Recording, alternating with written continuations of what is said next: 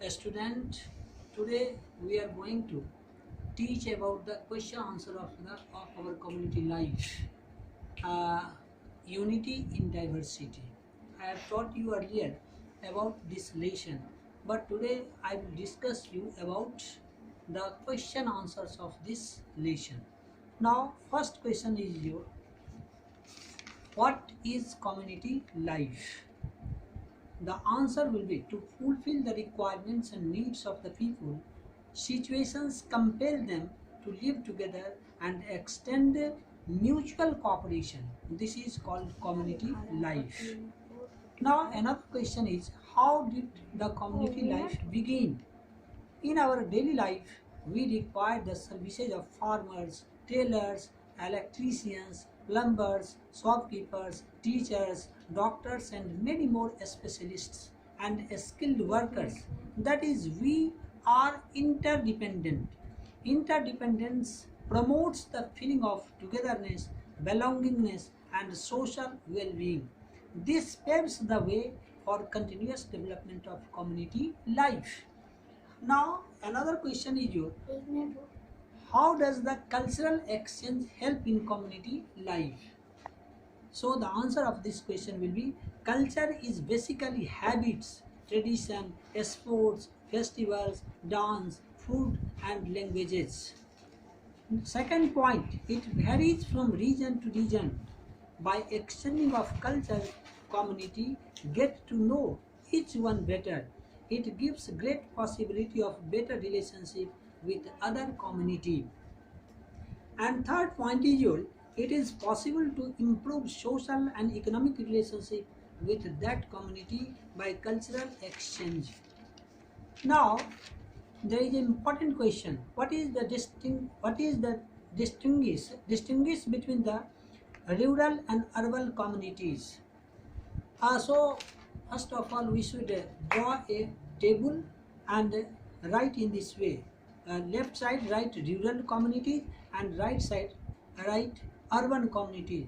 First point towards rural communities. Most of them depend upon agriculture as their means of livelihood.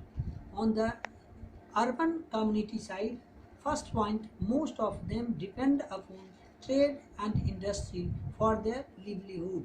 Now second point, on rural communities, the basic amenities of life are not available sufficiently. On urban communities, the basic amenities are available sufficiently. Now third point, on rural communities, basic infrastructure of development not developed, whereas basic infrastructure of development is developed in urban communities. Now I will discuss about, why is India not able to develop with a fast pace? The answer will be, India is not able to develop with fast pace because of evils like inequality, ignorance, rural and bonded labor, which is being faced by urban and rural communities equally. Another question is your, what value does the family develop in us? The family brings up and helping in developing our personalities. Another question is your, how does school help us in our development? Answer will be, schools not only imparts education but also trains us in the art of community living. Another question, how does economic interdependence begin in a community? The requirement and necessities of human beings compel them to live together and extend mutual cooperation, which lead to interdependence. Now, a head question, write two factors that make city life a health hazard. Answer will be, overcrowded roads and lack of proper sanitation and drainage. Add question, name the main factors responsible for green revolution in India. The answer will be, new agriculture techniques of farming, fertilizers and finance. Next question, Mention any two factors responsible for discrimination in the Indian society. Those factors are illiteracy, economic and social inequalities.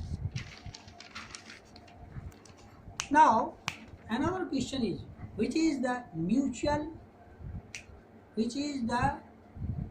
unit of community? The answer will be the family is the first and smallest unit of community. Another question, why is family called our first school? The answer will be family is the first school in one's life, as point number 1. It is the family where the child observes, imitates and learns various skills like walking, talking and interacting.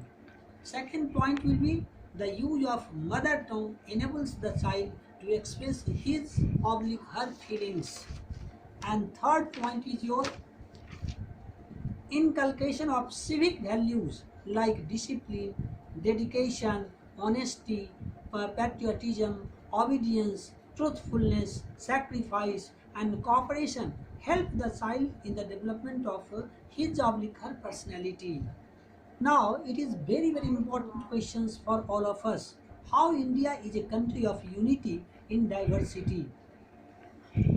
Answer will be India is called land of unity in diversity. It is unique feature of our country which have been source of strength as follows. Point number 1. India consists of the people of different religions and all of them live together hospitality and happily. Second point, India has different forms of languages, dresses, food and still Indians live unite. Third point, India achieved freedom in 1947 only because of their unity. Though they have different religion, but at the time of freedom they stood united. Fourth point, at the time of calamities they help each other without discrimination and with full cooperation.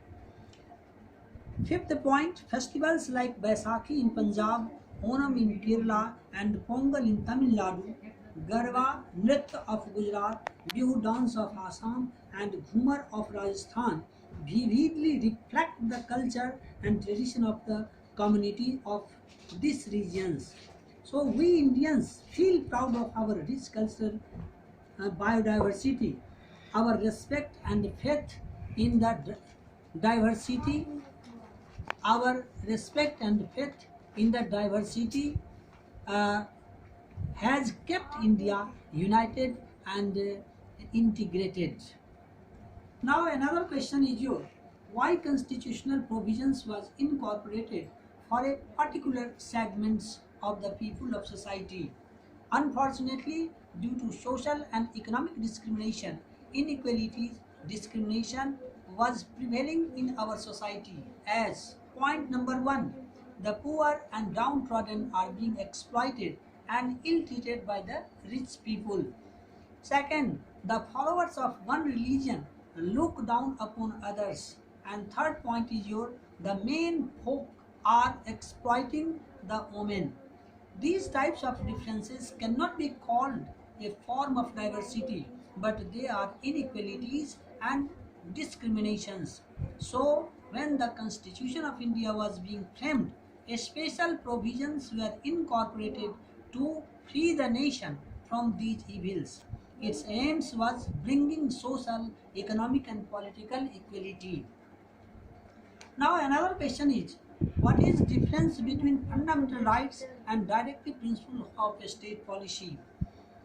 Answer will be fundamental rights, a group of rights that have been recognized by a high degree of protection from encroachment.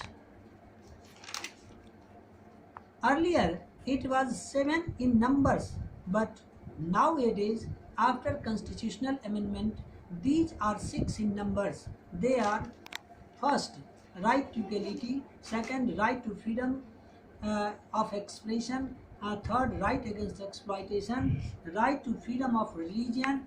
Fifth, cultural and educational rights. Sixth, rights to constitutional remedies.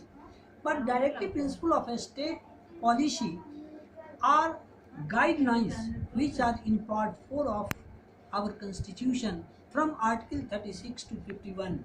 It is expected that the government will follow the guidelines for making the plans of the development of the state and the nations. Thank you. So I have explained the questions answers of these lessons in detail. Now you should learn it. Okay.